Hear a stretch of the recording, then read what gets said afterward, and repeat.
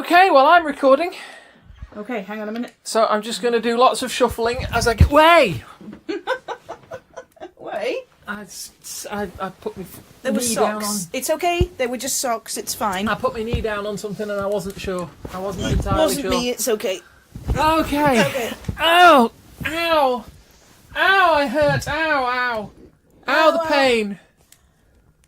Are you quite done? Ow, the pain. Hmm. Yeah, I'm done now. Okay.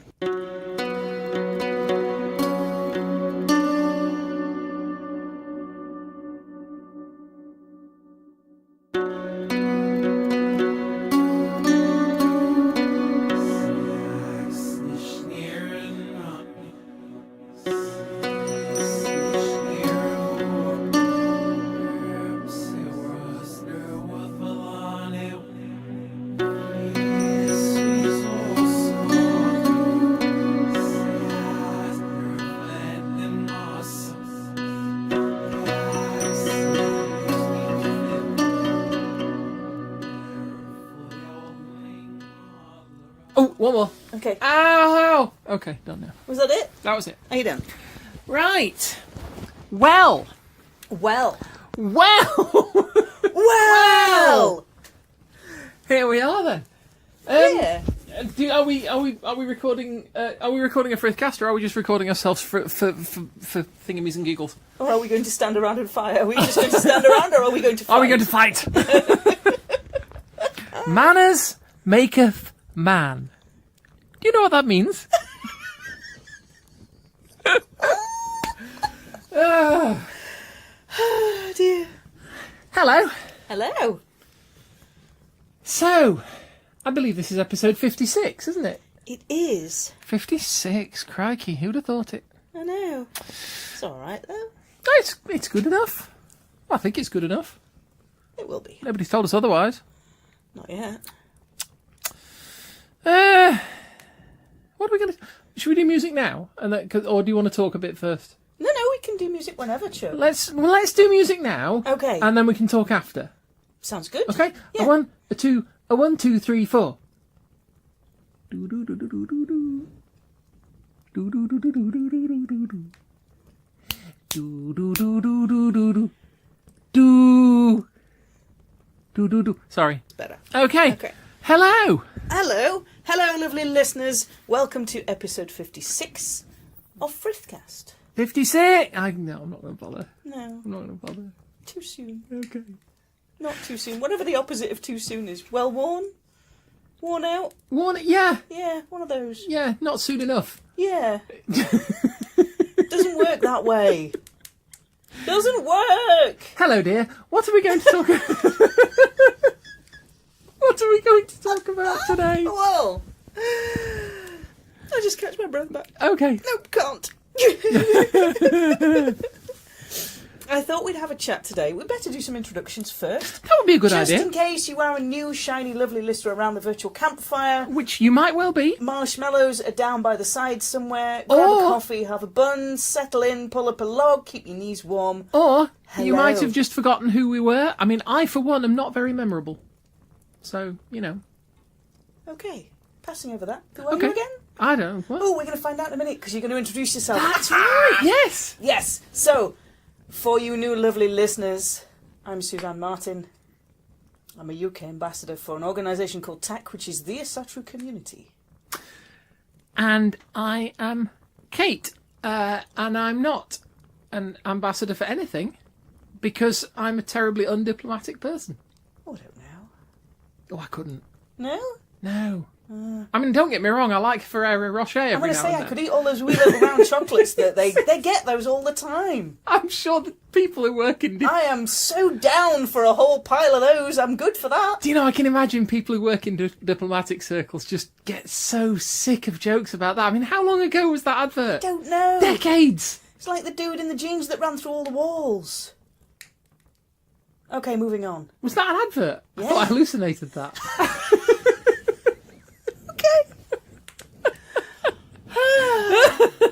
Talking about fantasy situations. Nice segue, by the way. Too much cheese. Too much cowbell. Thank can never have enough cowbell. You cannot have enough cowbell. Always more cowbell. Always more cowbell. I'm going to have to stop moving around because I'm making this surface like rustle and it's Alright. going to show up on the recordings. Okay, Sorry about that. take a spot. Okay. All right, so now you're all settled in round the virtual campfire. Mhm. For me, I love a good story. And I especially love a good story when it's either Viking themed, heathen themed, or it's got images and elements of that in it. Love that. So I thought we'd have a chat today about... I like stories about spaceships. I know. Sorry. There's one in here, don't worry, there's one in my list with spaceships in it. Get off! Vikings and spaceships. Oh, yeah. How'd you do that? Wow. Tell me all about it when we get to it. Yeah. So, what you have got in fiction, Mhm. which is the stories and the made-up stuff part of the library, rather than the non-fiction, which is the historical or serious part of the library. Okay. The non-fantasy side of the library. So you have some fiction that is Viking-based or Norse-themed, which is based in the Viking Age Mhm. or the Anglo-Saxon Age. I'm thinking of books like Bernard Cornwell's The Last Kingdom, I've heard of this. which has just been adapted to television, and the books are superb. I have never read them. Really rather fond. But you go from that to books that have very much elements of Norse imagery or that kind of very much sort of fatalistic black humour that runs through their society that I associate very, very much with the Viking era. Yeah, they did have a certain glee in the face of death. They did. And, you know, death came around to tea quite often in the Viking Age and came and settled in quite a large amount. They were much more familiar with it then than I am now. And you would have to say, not today. Not today. What do we say? And the only thing a man can do is laugh back. Yeah. Yeah. And So the pointy that's- end goes in the other man. The pointy end always goes in the other man. Thank you, Sirio Florell. I'm still kind of hoping he's alive, even though I haven't seen him for 6 seasons. Well, he's only got like 8 episodes, hasn't I he? know. Or something. I would have kind of liked it if he'd have kind of just zoomed up at the end, or if he'd have been a faceless man, because that would have been very I was going to cool. say, I thought we decided he was one of these face dancers. These, would not have the been face dancers, so that's the awesome. Twi'lexu, isn't it? Who am I thinking of? The faceless men. The faceless men, yeah. The assassins. The House of Black and White. Or whatever it's Yes. called. Yeah. That would be so cool. It would be rather good. But I've never seen his face in the Hall of Faces, so I don't know. He could have just been... It's a big haul, and we've only seen a few. Yeah, good point. Should we just talk about Game of Thrones, or do you want to...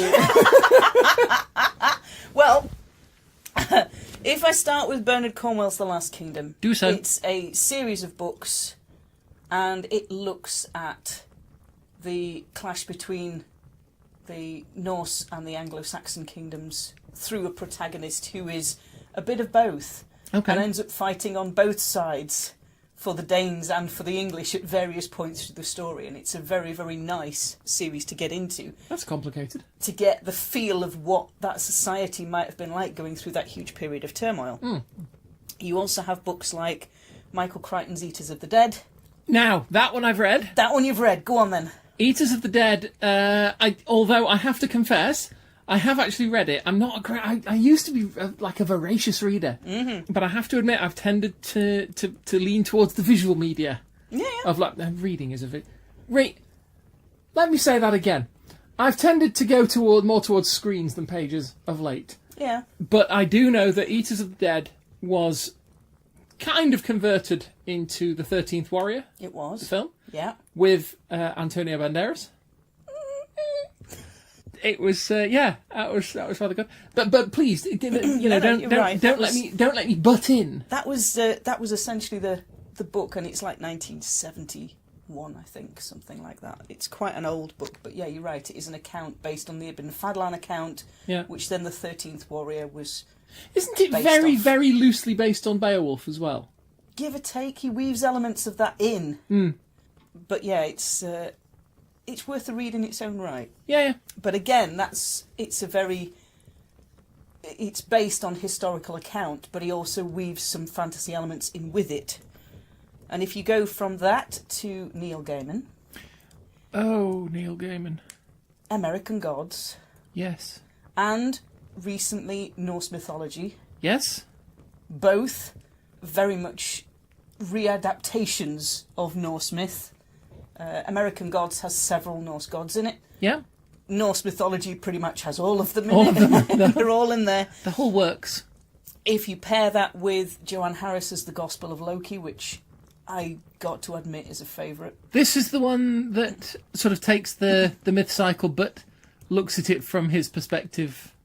Yes, and it completely gave me a completely different point of view to look at the myth cycle from. And the reason why certain decisions got made certain ways, her understanding of the Gospel of Loki was quite illuminating for me. I sat and did a lot of reflection on that book, even though it's a fictitious account based on the myth cycle, but from a completely different point of view. Yeah, but you know how I feel about that. I mean, as far as I'm concerned, wisdom is wherever you find it. Yes. You get things like Paul Anderson's The Broken Sword, Yeah. Iceland by Betsy Tobin, Giants of the Frost by Kim Wilkins, Douglas Adams, The Long Dark Tea Time of the Soul. Yes. If you like very, very surreal British humour and you've never read any Douglas Adams, you might just find you get on with that. This is The Hitchhiker's Guide to the Galaxy guy. Yes. Did another, I won't say series of books. I think there were two in the series. The first was Dirk Gently's Holistic Detective Agency, and the sequel to that was The Long Dark Tea Time of the Soul. Yeah. Which does involve a certain Norse god crashing through the ceiling. a number of them, actually. I think it has a few of the Norse gods in it. It's been a long time since I've read it, to be honest, but yeah, I might dig that one out again. Yeah, I do quite like a book like that will give me a fresh take on Norse mythology or characters from Norse mythology. Yeah. If you look at authors like Giles Christian, you get books like Blood Eye, which again is like Bernard Cornwell. It's a historical one set in that period. Yeah. A long, long time ago, there was a book called The Long Ships by Franz, let me get his surname right, Bergston. Or Bergston. And you get The Sea Road by Margaret Elphinstone, and they're also very much historical novels set in that period. I've heard of The Sea Road.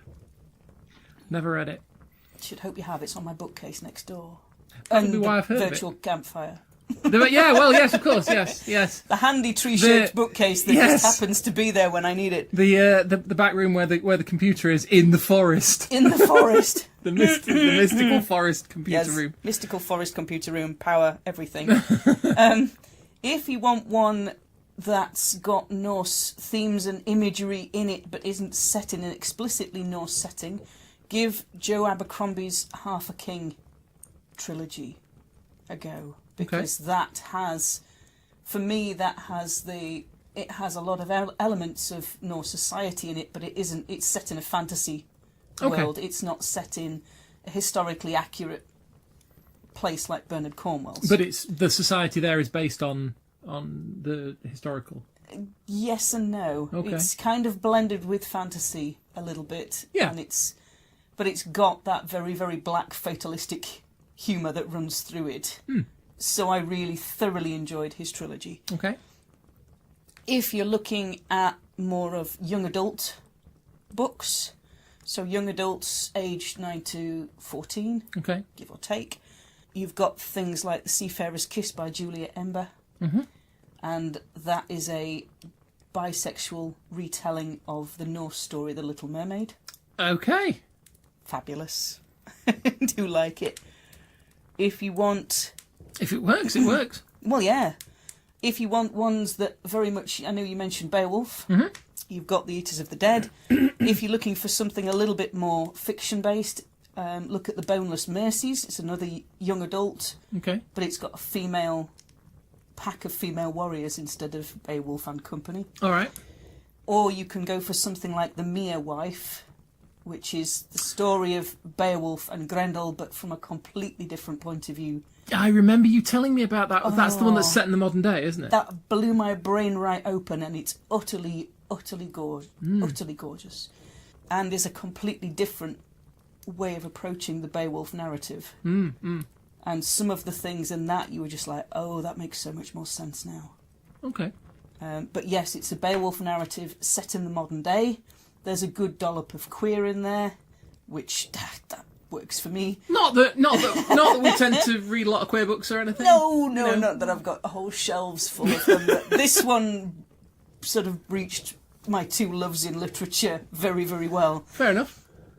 And it deals with PTSD and ex-soldiers. Okay.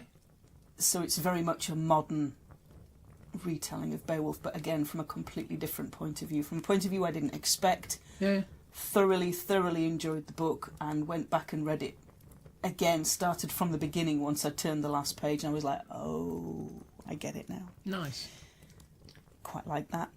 If you're going to go slightly younger, then you're going to go down into middle grade, which is, early readers, 7-8 years old and up. You've got the Magnus Chase series by Rick Riordan. Okay. So he did Percy Jackson. Oh, the Lightning Thief. The whole Greek gods. mythology. Yeah. Magnus Chase is his Norse mythology series. Okay. So there's a whole series of books there that have Norse imagery in, and again, like the Magnus Chase, like Percy Jackson, they have that kind of imagery and mythology woven into what's going on. Quite like those. I actually watched Lightning Thief, I think, quite a while ago. I don't think it was that bad, actually. I quite liked it. For being able to weave Greek mythology into modern day society. Yeah. Yeah, quite nicely done. Yeah. The Magnus Chase series deals with Norse mythology, Norse, objects of the gods, Norse gods are all in there. Oh, I didn't know about that one. There's another one called Secrets of Valhalla. Okay. Which is very much, again, two younger children working out and having that connection to Norse mythology in the modern day. Yeah. There's a fabulous graphic novel called Hilda and the Troll. Hilda and the Troll. Hilda and the Troll. Okay. And if you want to circle all the way back to Mr. Gaiman, he wrote a children's book called Odd and the Frost Giants, which is Norse themed. Which makes me a very happy person. And I did want to circle back. You mentioned right at the beginning spaceships. Yes. If you've seen the film Thor Ragnarok and you wanted an entire film about the Valkyrie character. Oh, yes, please. Of Valkyrie. There's a book called All the Wind-Wrecked Stars. Okay. Which is Valkyries in space. Oh. How good is that? That's good. How good is that? Good. Elizabeth Bear. Okay. But there is, I think, especially in modern literature, you've got this huge sort of kick, especially with the series, things like TV series Vikings. Yeah. That echoes into fiction and children's literature right the way down to picture books, graphic novels. Because it's in the public consciousness, people tap into that. Yeah. Which means that's great because there's a shed load of books on my bedside table that I can just go, I don't fancy reading archaeological reports tonight, or I don't fancy reading Norse theology tonight. I think I'll pick up a Norse-themed book instead. Yeah. So I tend to really thoroughly like those. Aside from the odd episode of Doctor Who in the 1980s with the lovely Sylvester McCoy, who was my Doctor, even though I saw ones earlier than him. Sylvester McCoy was the one I caught the full run of. Yeah. And he had, was it Children of Fenrir? Vikings coming out of the like space Vikings wading ashore. I've got an image in my head of that. What was that serial called? I don't know. Was it a 5-part episode? Something like Children of Fenris or Children of Fenrir? Yeah. It was definitely. I'm fairly sure I remember the main monster was called Fenris in that, because when I first started reading about Fenrir, I remember wondering why it was. Anyway, but yeah, I remember that one, and it was like shambly vampires coming out of the sea. Yeah, hemivores. Something going. Lovely listeners, we're going to put all the links in. Yeah, we'll dig it out. We'll find it, including the one to Doctor Who.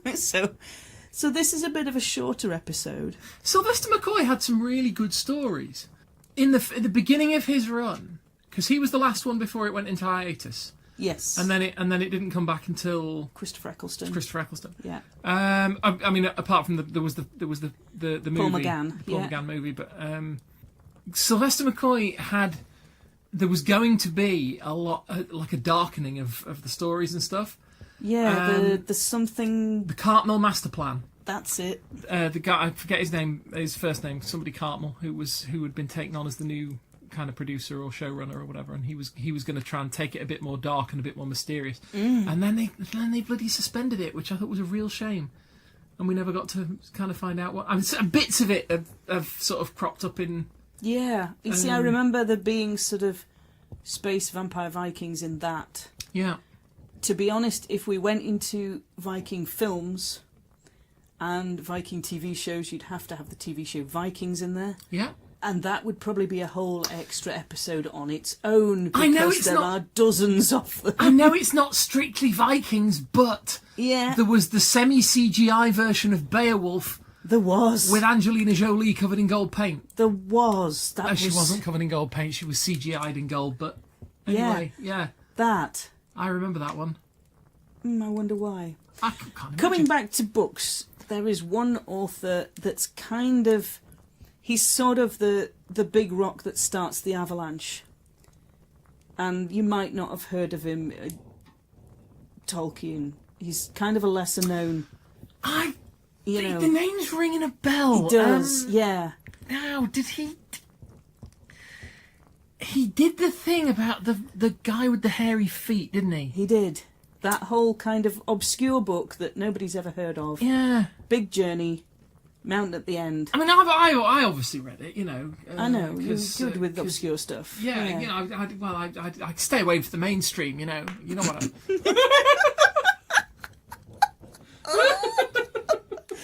Yeah. Tolkien. No, Tolkien. Tolkien, Okay. no, Tolkien's The Hobbit, which he wrote for his children, Yeah. and the subsequent huge monster fantasy epic that was The Lord of the Rings. And all the follow-up backstory history for that, because he was an Anglo-Saxon professor. Yeah. A lot of Anglo-Saxon imagery and mythology.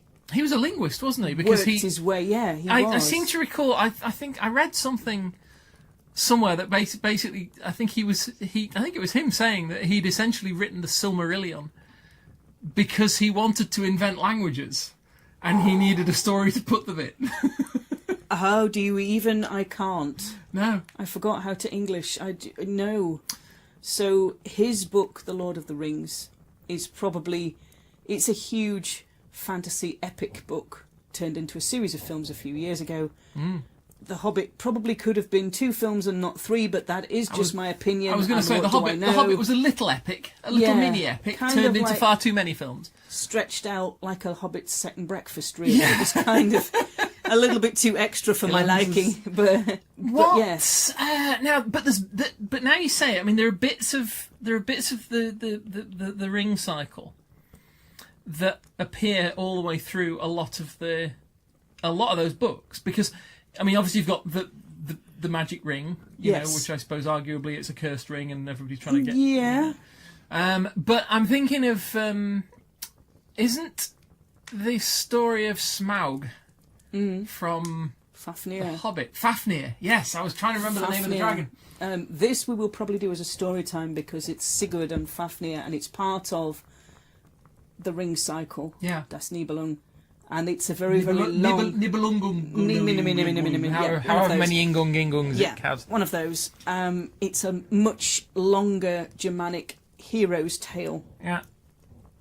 So it doesn't... It's not like the sagas where it focuses on a family or the family dynamics between a family. Yeah. It's not like the myth cycle which focuses on the gods. It's kind of a something else. It's basic because it's constant. It's focused on the ring. The I mean, it's not a finger. It's not a finger ring, is it? It's an arm ring. Yeah. But it always puts me in mind a little bit of going back to, was it the 80s, I think? They had a stab, and I can't remember who did it, but they had a stab at doing the Lord of the Rings in sort of semi-animated form. Okay. So there was a film that was released, and it had music by Leonard Rosenman, who did the theme from Star Trek 4 as well. But it was a primarily animated film. Like animated over live action. That's right, yeah. and whenever it had sort of lots of stuff going on in the background, like hordes of orcs and stuff, it was actually live action actors, but drawn over. Yeah. And it was a fascinating sort of effect to it, but it wasn't. They ran out of money, and they sort of finished in the run up to the Battle of Helm's Deep, and that was kind of where it That finished. would have been a beastie, wouldn't it? Yeah, and they never got round to sort of finishing it off. But there's a bit at the beginning of that, and it's like the first few minutes of that is essentially following the ring. Yes. And it goes from when Isildur cuts it off Sauron's hand. Yeah. And it goes from there to Isildur takes it, and then he sort of loses Dies, it. gets shot in the river, yeah, and then Smeagol picks it up. out of the river. Well, Smeagol's brother. Deagol picks it up, that's Deagol right, and then picks it Smeagol murders him to get it. Yes. And it just follows, and that's how I always imagined sort of the ring cycle, because it's essentially following the item, isn't it? Yeah, it follows the item as it weaves through, and things like the Riddles in the Dark, chapter 4, yes, is very much based on the Anglo-Saxon tradition of riddling. Yeah. And things like Smaug having a missing scale, which Bard shoots with an arrow. That's Fafnir.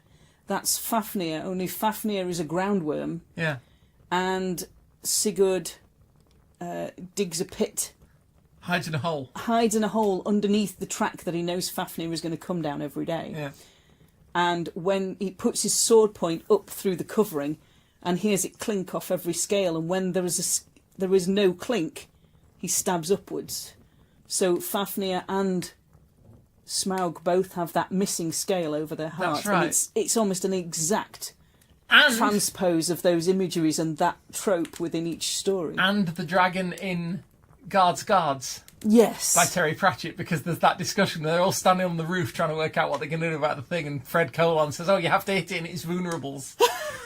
Yes. It's got a vulnerable spot. It's got a vulnerable. You have to hit it in the vulnerables. Yeah. So it's there. That imagery kind of transcends and starts coming in other stories like Pratchett.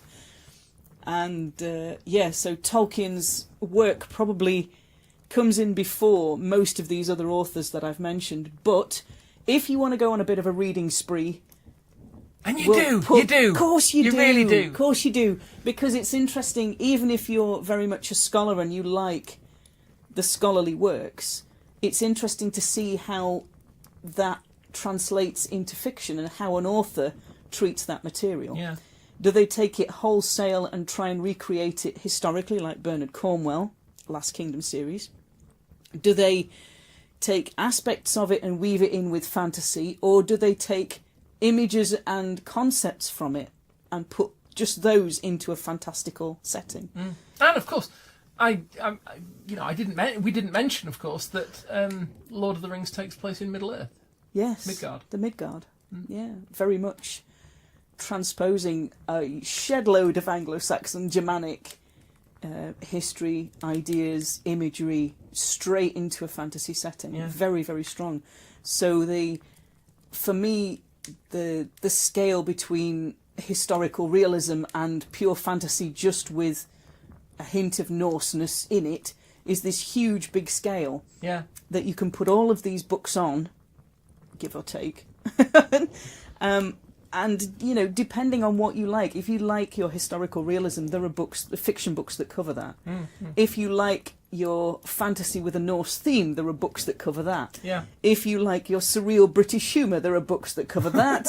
If you like your space Valkyries, I got a book for it. And we do. We do. Of course you do. So we'll put links to all of these titles. Begins with a B. Booze Hag. Booze Hag. I didn't call her that. If you would like to find any of the details about any of the books, you kind of know where to find the show notes by now. They're on Podbean. Not if you're new, you don't. Not if you know. If you are new with us, lovely listeners, we do a set of Welcome. show notes. Welcome. On the We love that you're here. On our outlet on Podbean, we put a set of show notes up. So these contain links to the things that we talk about in the episode. Come to the Podbean site. All the episodes are free there. Anyway, even if you've listened to the episode and you just want to find a particular link, you've then got all of the stuff and you can just wander through it at leisure. The library is your friend. Let's say, though, Yes. that despite the comprehensive show notes, one of our dear listeners, beloved listeners, delicious listeners, Steady. okay, wishes to know a little bit more. I mean, you know, it might be that they want to ask you a question about your... It's all good, yeah, come thoughts do of it. Fiction Yes. and so on. How would they go about doing that? That was an awesome segue. Thank you Thank very you. much. I thought so. If you would like to find me online and talk books, I am all good for this. Please do. Okay. That would be fab. And if you've got books with a Norse theme or historically Norse literature that you think, hey, she didn't mention that, come and tell me. That'd be awesome. I'm always good for finding new stuff to read. Yeah, That throw would be these fab. things at us. Yeah, if you would like to find us online, I'm Suzanne Martin. I'm on Facebook as Suzanne Martin. I'm also on Twitter at Geetha in Jeans. Drop me a message, drop me a friend request, drop me a follow. It's all good. Drop me a message on those DM Like, share, and things. subscribe. Oh no, hang on, that's YouTube. Sorry. Yeah, that's not us. No. No. Okay. Sorry. Don't forget to click the little bell to make sure. No, we don't have that. We have a little bell? No, it's YouTube. Oh. They always okay. say on YouTube, don't forget to like, share, and subscribe, and click the little bell so that it gives you a notification when the person you've subscribed to posts another video. Oh, okay. See, but we don't have that on Podbean. Well, I don't know that we have that on Podbean. Maybe No, we I do. mean, they I can, don't know. yeah, they can follow us. Or, alternatively, new episodes will be out on the 1st and the 15th of every month. That's the calends and the ides of every month. Thank you, Ms. Romano British Druid. Sorry, just thought I'd mention it. You know how to find me online now. Mm-hmm. Kate, do you want to say where the lovely listeners come and hang out with you, should they wish to do so in the virtual space? If you're really, really, really bored and you can't think of anything better to do or anybody better to communicate with, you can find me online on Twitter and Facebook as Kate Coldwind. And I do occasionally, very, very, very, very occasionally, post on my blog at glassrain.net. So you can have a look at that as well if you want. Just drop me a line and, yeah. So, yeah, lovely listeners. Let's Kind talk of- books. That one kind of got away from me. But... It's all good, yeah. We'll get the hang of it next time. Okay. If you want to come and talk books, please do. That would be awesome. We like books. And we will see you all around the virtual campfire next time. For episode 57, which is going to be about stuff. Yes, how did you guess? I don't know what it's going to be about yet. Okay. I'm going now. Goodbye, lovely listeners. We'll talk to you all next time. Bye-bye. See you soon.